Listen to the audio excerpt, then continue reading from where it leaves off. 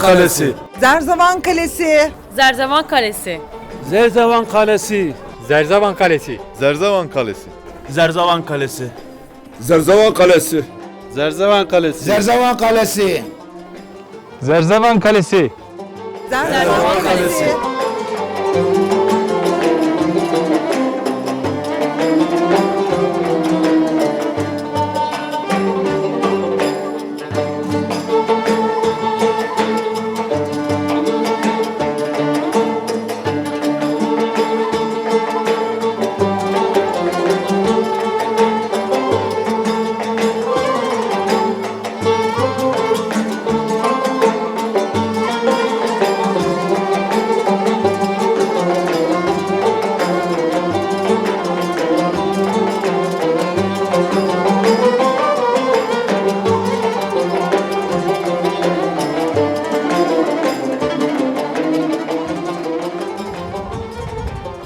Zerzevan Kalesi Roma'nın sınır garnizonu ve 3000 yıllık bir tarihe sahip.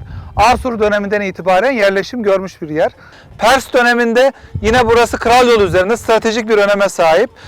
Asıl inşa evresi ise Roma dönemi, Severuslar dönemi. Milattan sonra 3. yüzyıl ve Roma 400 yıl boyunca kesintisiz kullanıyor burayı.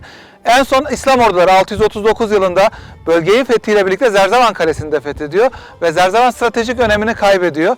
Bu nedenle aslında o dönemden itibaren dünyanın en iyi korunmuş garnizonu olduğunu söyleyebiliriz burasının ve kazı çalışmaları 2014 yılında başladı. Halen hem kazı hem restorasyon çalışmaları devam ediyor.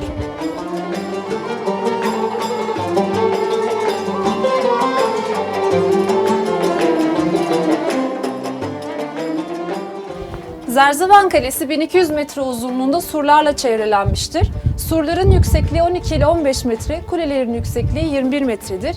Güney kule hala ayaktadır ve altında gizli bir geçit bulunmaktadır. Bu geçit dışarıya haber göndermek, dışarıdan haber almak ve yerleşim fethedileceği zaman üst düzey kişileri dışarı çıkarmak için kullanılmıştır.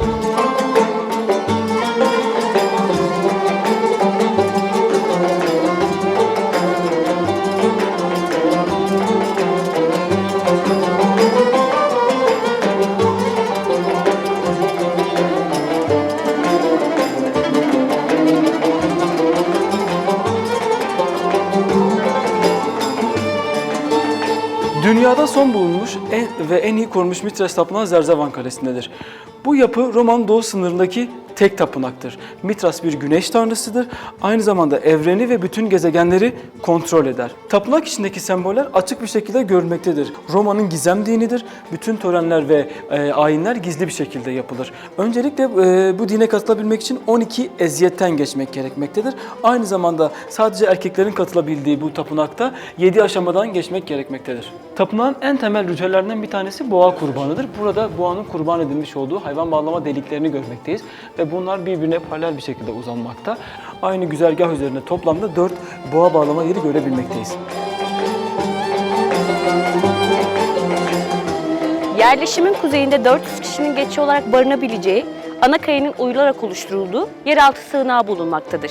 2 bölümden oluşan sığınak, döner merdivenli bir girişe ve 5 havalandırmaya sahiptir. Yapının savaş zamanı çevrede yerleşik tarımla uğraşan insanların kullanabileceği bir sığınak, barış zamanında ise yiyecek deposu olarak kullanılmıştır.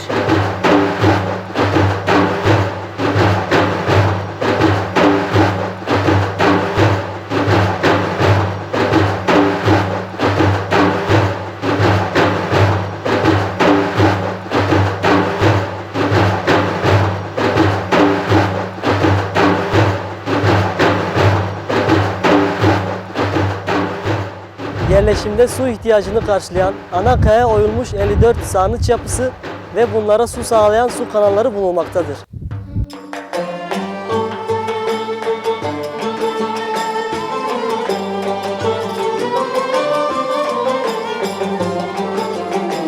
Cadde ve sokakların izlenebildiği kuzeye doğru alçalan bölge konut alanıdır. 2 katlı olarak tasarlanmış olan konutların alt katları atsar ve besi hayvanları için ayrıca yiyecek deposu olarak da kullanılmıştır. Asker ve siviller ise üst katlarda yaşamışlardır.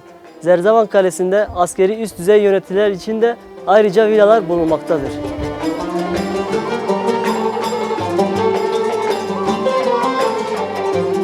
Zerzavan'ın merkezinde önceki evresi Roma dönemi olan Kaya Mezarı'ndan dönüştürülmüş, burada yaşayan ilk Hristiyanların kullandığı yeraltı kilisesi bulunmaktadır.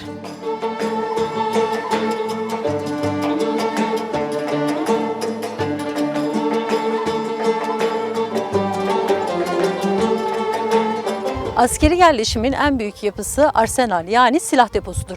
1975'e kadar ayakta olan yapının doğu duvarı yıkıldığı haliyle günümüze görülmektedir.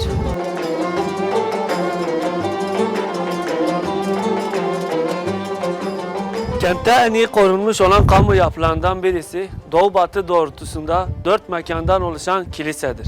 Yerleşimin en yüksek noktasına milattan sonra 6. yüzyılda inşa edilmiş olan kilise güneydeki avludan girilmektedir. Burada bulunmuş vaftiz havuzu yer almaktadır. Burada ve yapının içinde ele geçmiş olan bronz vaftiz kovası ki bu çok önemlidir. Kilisenin güneyinde ise kaya sunağı yer almaktadır.